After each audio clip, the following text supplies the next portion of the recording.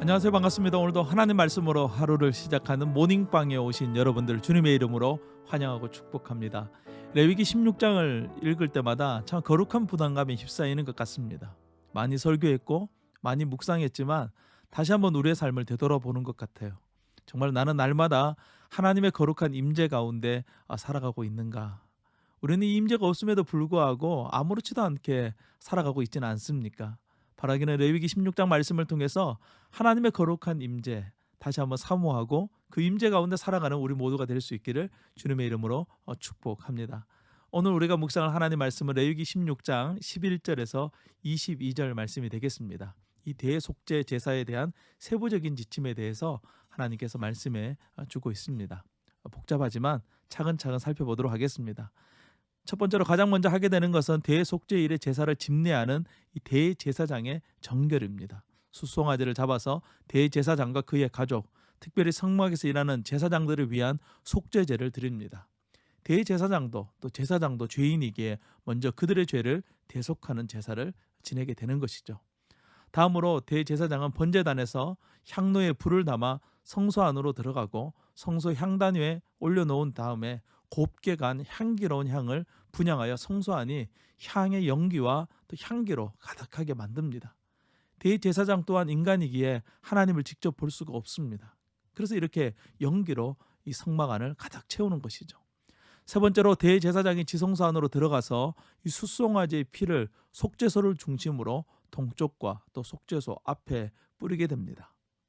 네 번째, 그 다음으로 백성들을 위한 속죄제 염소를 잡아서 그 피를 숫송아지의 피를 속죄소에서 뿌린 것처럼 똑같이 뿌리게 됩니다.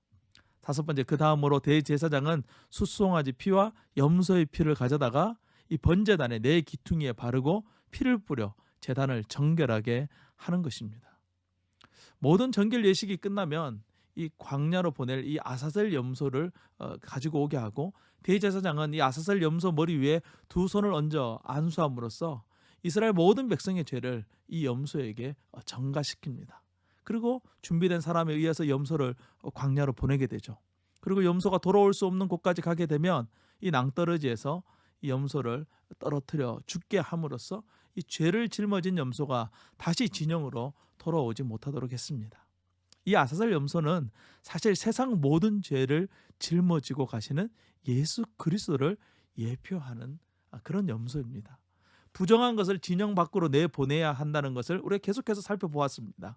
하나님은 이스라엘 백성들의 모든 죄도 진영 밖으로 보내야 된다는 거예요. 이 진영 밖으로 보낼 때 아사셀 염소에게 그 죄를 지워서 보내도록 한 것입니다. 이것은 예수 그리스도께서 우리의 모든 죄를 짊어지시고 우리가 있는 밖으로 그 죄를 가지고 가셔서 죽으심으로써 우리의 죄가 다시는 우리에게 돌아오지 못하게 한다는 그런 의미를 전해주고 있는 것이죠. 지금은 사순절 기간입니다. 사순절은 예수 그리스도의 부활을 기다리며 주님이 이 땅 가운데서 하신 일이 무엇인지 복음서의 말씀을 통해서 묵상하는 기간이죠. 이때 우리가 레위기 말씀을 묵상한다는 것은 참 의미가 있는 것 같아요. 우리 힘으로 해결할 수 없는 이 죄의 문제를 해결하기 위해서 이 땅에 오신 그 예수님의 희생과 사랑을 깊이 묵상하는 그런 기간이 되었으면 좋겠습니다. 오늘도 그 거룩한 하나님의 임재를 누리시면서 그 임재 가운데 주시는 기쁨과 성령의 충만함 가운데 살아가는 우리 모두가 될 수 있기를 주님의 이름으로 축복합니다. 오늘도 승리하세요. 샬롬.